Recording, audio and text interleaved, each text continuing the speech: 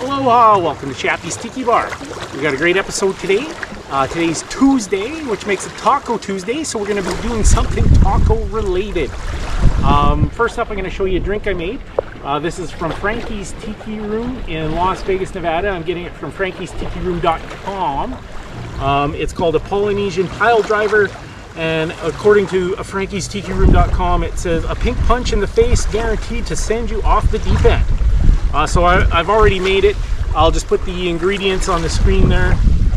So it's 1 ounce of Pirate XO rum, which is the good stuff, high quality rum. It actually, the bottle has a cork in it. And then a ½ ounce of Cruzan pineapple rum, ½ ounce of Cruzan 151 proof rum. I just used Lemon Heart and Son 151 proof rum today, and a ½ ounce of lime juice, and then an ounce of hibiscus syrup. I substituted just a couple eyedroppers of this hibiscus extract, but if you go to Frankie's tikiroom.com, I believe he has a recipe for hibiscus syrup. If I can find it, I'll put it up on the screen there. And then just a splash of club soda, and that's your Polynesian Pile Driver. Coming up next, we got Taco Tuesday. Check it out.